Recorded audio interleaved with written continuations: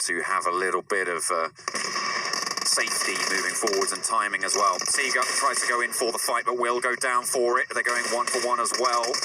Now it's 2 players down for each of these squads. Loops looking to flush out 2, so they confirm both of those, and they still have their team up and standing. This is not the best start at all, and Alucard loses Semoga as well. Goes around the corner with the Vector, tries to snake out wide, snake across, gets the QBU out, but it will not hit as the drop shot very low. Does get the heal off, will be able to run with the blue.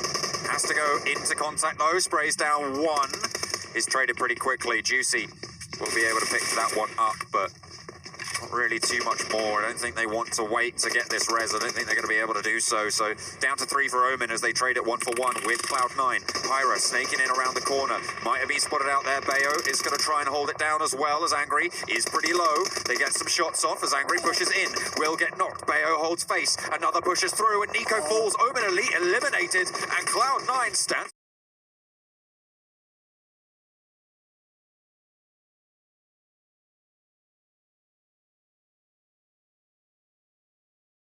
Boot camp drop, and they've won it, I think, pretty much every time they've gone there so far. We'll see if they're able to do so again. I mean, if the rest of the games today are anything to go by, I'm sure we'll see them go out for it. But the plane path comes on through and are on a westerly course. Yeah, teams will be jumping on out. I mean, there's just something with boot camp. Tribe, they love it. Loops, they love it. Back in scrims, they had about 80 games to fight for, and there's still no clear-cut winner at the end of the day. So hopefully with today's matches, Tribe, they're doing phenomenal, like Hot Jukes mentioned on the desk. But another squad, Loops, they are looking to make the come up once again on the overall leaderboard. Yeah, absolutely. You can see they're already starting to go for that fight as well. Painan seems to be pushed towards Omen Elite, wants to try and take that ground. I think Tremgareta Furacao as well, moving a little bit further east, so we'll see where they end up landing. Actually, Team Queso pretty near boot camp as well. Yeah, Team Queso is something that they like to do. They like to go just a little north of boot camp, and we've seen them time and time again. Say Loops, say Tribe, they're popping off in the kill feed. Team Queso, they'll try to sneak up, get close and personal, and try to actually get a couple of these thirst and a couple points to go with it. Like you mentioned, circle number 1 is up. I mean, a majority of the players are already going to be in it, so that's a good thing. Be able to have a little bit of safety moving forwards and timing as well. Semoga tries to go in for the fight, but will go down for it. They're going 1-for-1 as well. Now it's 2 players down for each of these squads. Loops looking to flush out 2, so they confirm both of those, and they still have their team up and standing. This is not the best start at all, and Alucard loses Semoga as well. Goes around the corner with the Vector, tries to snake out wide, snake across, gets the QBU out, but it will not hit as the drop shot lands. And Tribe eliminated. 16th place for ostensibly one of the best teams in this tournament right now. Ooh, that hurt. That hurt me. I mean, the QBU, the hip fire, it's a powerful weapon, but up against that Vector, like you mentioned, King A and Sam, strong players for the team. They got thirsted quick. They got thirsted so quick right there. And then Loops, 3 members knocked down in that engagement. They should be able to get the revive. But like I mentioned, sometimes Team Queso, they see the kill feed popping off. Sometimes they try to third party that one. And if there was a moment, now is the time. Looks like they're not going to quite go for that rotational path. You can see them just moving down to the southeast here, Dave, and it looks like they want to get a little bit closer towards the middle of this circle, coming on forwards and have a little bit of control over the very difficult area of ground between boot camp and quarry. Zone over everything. Zone over everything, especially on Sandhawk. Once when we start to get towards circle, 5, circle 6, I guarantee you, our play zone, the blue zone, is going to take out a lot of people. Pittsburgh Knights have moved across the river from near Hatin and from those compounds on the eastern side. They have made their way to the mainland, and they might come into contact a little bit close for comfort with Lazarus, although they are already down to 2 players, so not too much resistance to be offered. Yeah, when we talk about Lazarus, I really can't say they're having an off day. They got Russell on the plane right now. They're all trying to regroup at a gaming house so that they have that nice, sweet ping. So today, kind of just an unfortunate day for the squad. But moving forward, being in the gaming house should be pretty good for them. Let's take a look at these replays as well. You see, I was just going to go around the corner. It nearly looks good for Alucard there. He looked like he might have been able to get it, but that was a really strong drop shot coming out from Terhibur to be able to get it done. It looks like Lazarus have been spotted out by the Pittsburgh Knights. They're going to try and push on in, and Irish falls. One player left standing now. It's just the Doc. Will he be able to land a shot? The Vector is there. It is a low HP target inside, but they pick up the pieces. That's just numbers advantage. Playing well for Pittsburgh Knights there as Lazarus are eliminated. So close right there. I mean, Lazarus going into that fight, a 3v4 essentially. I mean, when we talk about the Knights, they are popping off, and I'm kind of surprised because Carnage, a new addition towards the squad when it comes to the PMPL. They didn't have much time to practice with that individual player when we look back at the scrims, and just the fact that they're getting some chicken dinners, they're getting a lot of kills. Maybe Carnage is what the squad needed. We'll have to see if they're able to continue that strength. They're doing well so far. Cloud9 over in Paradise Resort as well, yet to leave that location, and not really under pressure to do so right now. To their south, they've got a lot of players grouping up around Quarry as well, and Team Queso on your screens, you can see they're one of them. They have control of a compound just to the northwest of it. Yeah, I know a lot of people definitely rooting for both Team Queso, like you mentioned, in a centralized position.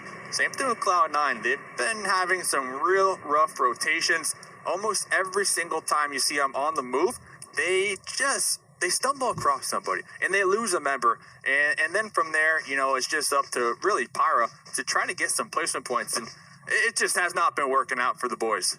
No, not at all. I do want to highlight as well, earlier on into the game, we saw a member of Team Solid actually go down to just drowning themselves. So that's not ideal. They're down in the south side of the map near Camp Charlie. As they try to push over across, they've got two players on the mainland, one still trapped over on the other side. So we'll see how they're able to get into the circle as well, as everyone else is rotating in from that southwest aisle too.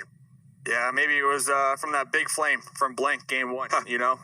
Maybe that's what's going on from them. Yeah. I mean, Team Solid, you know, they're doing okay, in my opinion. Coming into today, I think they were like 7th place on the overall leaderboard, so they're definitely up there with the big dogs like Tribe Gaming, XQ, Alpha 7.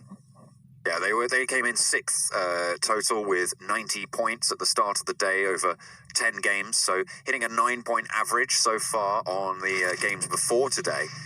We'll see if they're able to have a similar level of strength. I mean, I was talking before about what sort of averages you want to be hitting, and if you can break that 10-point per map barrier, you're going to be in with a pretty strong chance of moving forward to the World League, which is really what all of these teams are here for. Yeah, exactly. And, you know, the 10 points per game, it's even more important here when it comes to the PMPL, because the leaderboards, they just add up. Compared to the scrims, every single day, it would be wiped. So if you did poor one day, it's like, oh, okay, we're going to come into the next day. Everybody's on an even level playing field, 0 points, but that's not the case here. Pittsburgh Knights have spotted some chum in the water, and they are going to be chowing down. They pick up another kill. 4 kills already for the Pittsburgh Knights. This is seeming to ramp up for them, and you're right, Carnage doing wonders for the squad. Doing wonders, and you love to see it because, you know, you hear things, and Carnage, a really good player, really phenomenal when it comes to gun skills, just a lot of individual, you know, skills when it comes to communication, and it seems like Carnage has worked on that since Malaysia, and it's just bonding really well with the squad, and that's what I want to see. I want to see teams, you know, pick up these new players and right off the bat just hit it off, and that synergy. And you know, yesterday our keyword of the day was vibing. Well, the Knights, they are vibing. They got a chicken, and now they're on Sandhawk just looking for kills. They are so ready to take those fights and go to the wall and all the way. But they are pretty isolated right now on the north side of the circle. A little bit of a scuffle now breaking out between B4 and XQ Gaming. 2 players for XQ are up close and personal. They might try and look for a little bit of a flank as well. See what they can do. They have players a little bit further back away from the fight as they split up. It looks like they are going to get some nade damage, but it's a really tricky spot here for B4 there. There are a lot of teams around ready and waiting to take these fights. Yeah, and it does look like the other 2 members of B4 are going to be attempting to close that gap and kind of group up with their other squad mates here. AZ possibly recognizing that, going to be pushing back with HZL. Regroup incoming, and B4 disengage.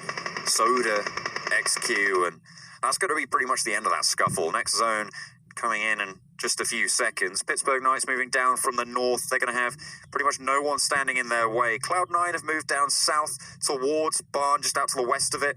And they are going to control some of that ground there as well as next circle. Zone's real central. I said this is what I wanted to see, Dave. I wanted to see the circles be nice, have a fair game. Let's see if the teams that haven't been having those performances are going to be able to come up here. C9, for instance, are they going to be able to keep that foothold? Yeah, I mean, they're going to be in the circle. They're up there. Nobody's around them for the time being. We might see the Knights rotate on past them here. Maybe even that solo member from Alpha 7. Oh, Alpha 7, they actually have 2 up. So, yeah, I mean, Cloud9, they're definitely setting up to potentially get some early rotation kills. But my fear, moving forward, like, what is their game plan? Because Quarry, there's about 5 teams already in a centralized position. I have to try and figure out a path for them to move forwards into the game. No one really taking a lot of fights. I mean, we saw the clash in boot camp early on, and that obviously didn't go well for Tribe, but not too many other fights, less so than perhaps you'd expect. Quarry being the main feature of this next circle, proving to isolate a lot of teams around those rotational paths, and everyone out to the east, if the circle moves west, they're going to have to funnel in past all of the existing positions. Yeah, and just, you know, really quick, going back to that, Garcia parking the scooter in here. Keep those tires good to go. You love to see it. But going back to that boot camp fight, you know, Tribe, I think, we saw them in first place, right, over the break. So they definitely have wiggle room to work with as far as getting taken out in 16th position. Remember, a 16th position, only 1 point. My fear is, though, say, for example, tomorrow we see Loops, we see Tribe go at it once again. If Tribe lose boot camp again, I hope that they can change their spot. I mean, those 2 squads are just so stubborn, and I just hate to see both of them with the risk of only getting 1 point per game. Yeah, it's not something you want to see. I mean, consistency is the main name of what everyone's trying to achieve here. So going for those 50-50 coin tosses or going for those even 60-40 fights that you may win more often than not always going to be worth it. You know, the expected value of that just drops over time as you take more and more risks. So perhaps a little bit more safety on the cards. Yeah, I mean, that's all it is. That's all it is. And it looks like one of the members, Paris Boy, actually going to be knocked down right there behind this rock. Should be able to get revived over here. Those guard towers that Fox is at, you can prone there. You can get so much good information as far as when a team might push up there. But honestly, at least here in the Americas, I have yet to see like the guard tower actually pay off, because most of the time it's such an easy target. Once when that squad starts pushing uphill, they immediately start tossing grenades, start tossing mollies right into the guard tower, because it's such a predictable spot to have an enemy in. So I don't know. I don't know how I feel about it, especially with 2 of them in the guard tower. This is getting me real nervous right now.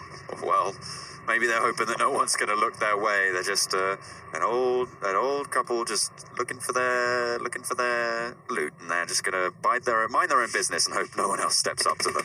We'll have to see what they're able to pick up. But Loops, this is one of the teams that we're out to watch today, obviously having such a strong performance across all the games they've been in, wiping Tribe early in that boot camp fight, and now they have moved south. Next circle about to pop, but it's going to move right towards them as well, so they're going to be really happy now.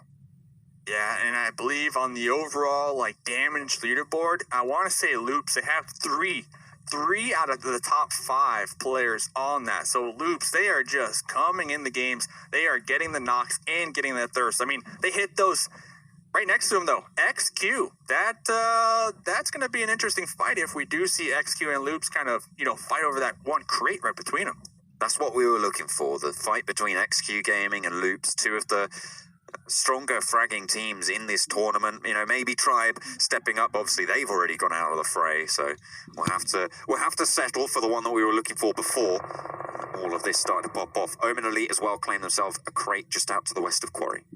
You love to see it. You love to see it. And they're going to be right smack in the middle. They have a couple shacks to work with. So, Omen, they're probably going to just, you know, turtle up for the time being. A majority of our squads are going to be out there on the east side, though. I know we were talking about Cloud9. They might be getting gate-kept right now. Here comes a grenade from Vit2K. A little bit on over. Get a little bit of pressure towards Alpha 7, but might do less pressure and more info giving away. We'll reveal a little bit about that position.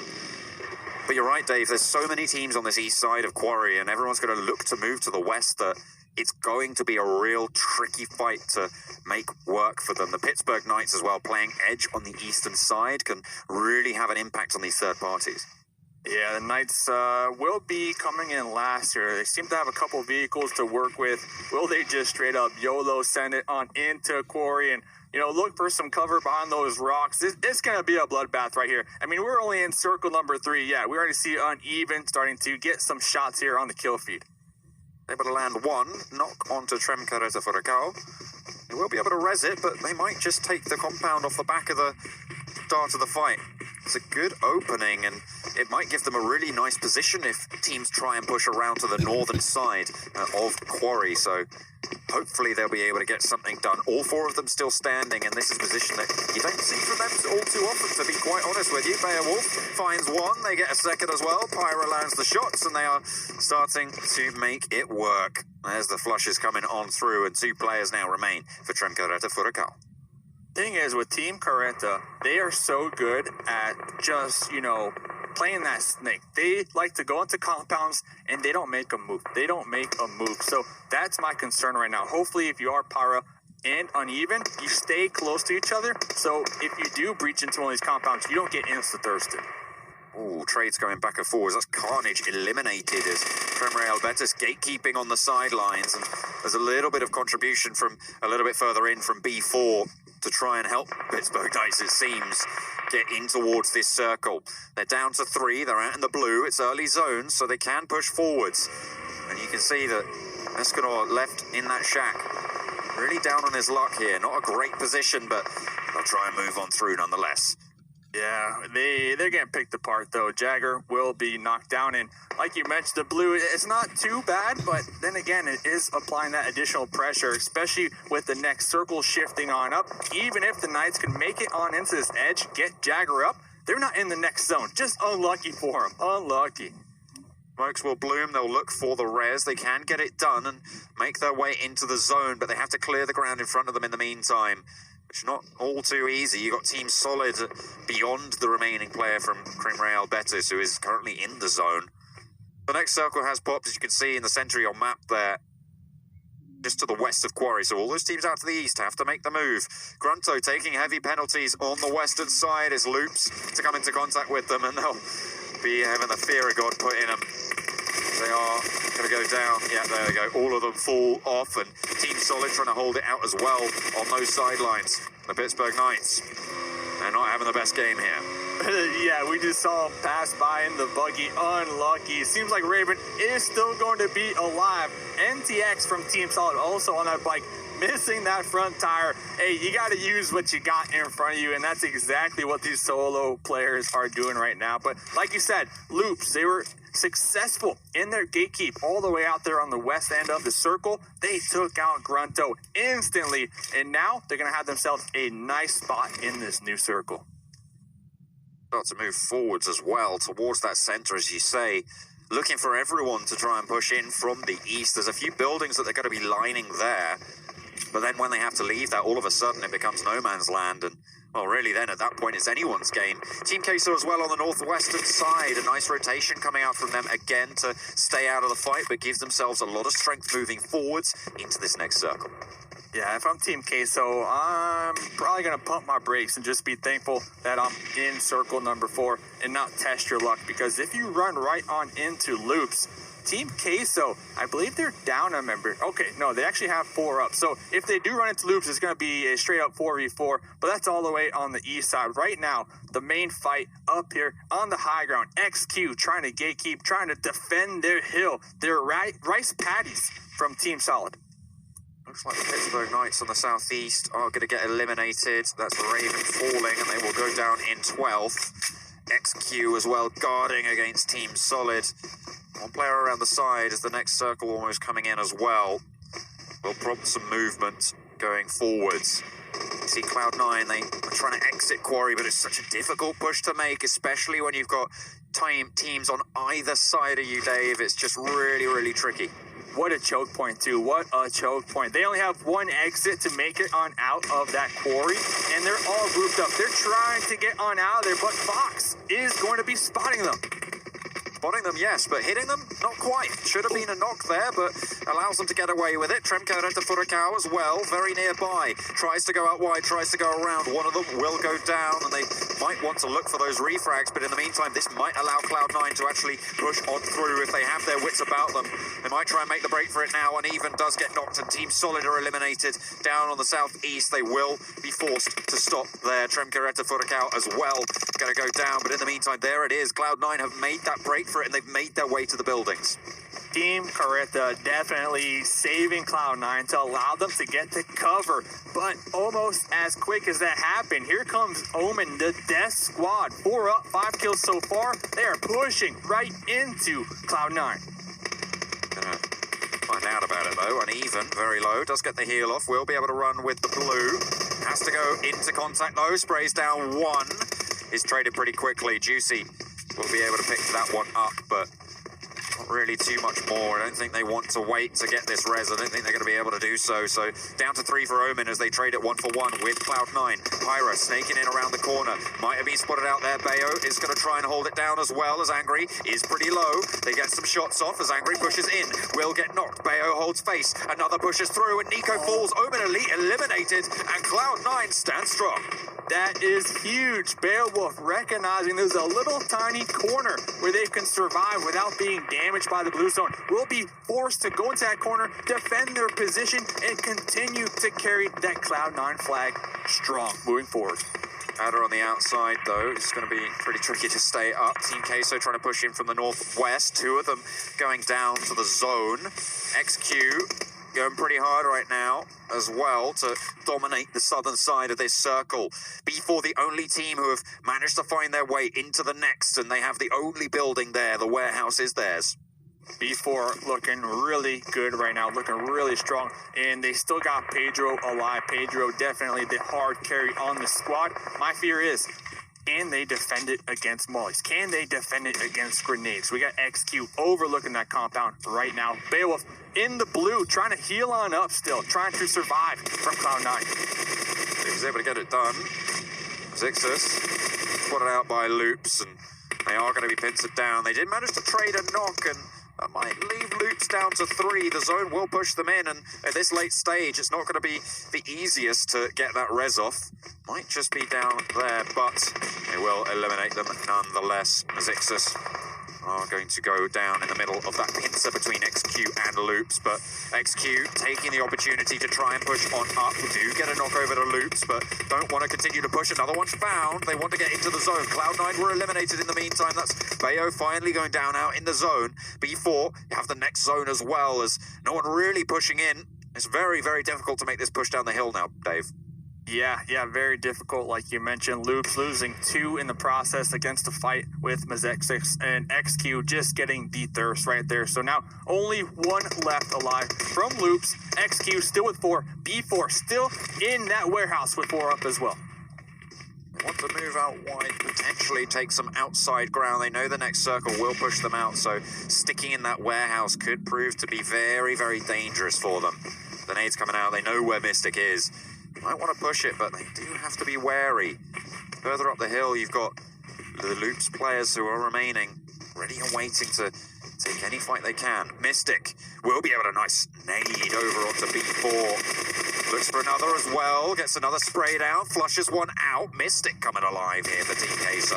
There's 4 teams remaining, He spots out Loops. No way! Mystic's on an absolute tear, tries to push on out. Maybe a little bit too big for your boots there, my friend. Will go down, as it will be now B4 to try and hold it, but they're going very, very low. It's XQ rushing into this warehouse. They have the angles, and they are able to rattle it down. B4 are eliminated, and XQ from the sidelines take it down. I mean, Mystic from Team Queso right there, throwing caution to the wind, definitely impacting the end here.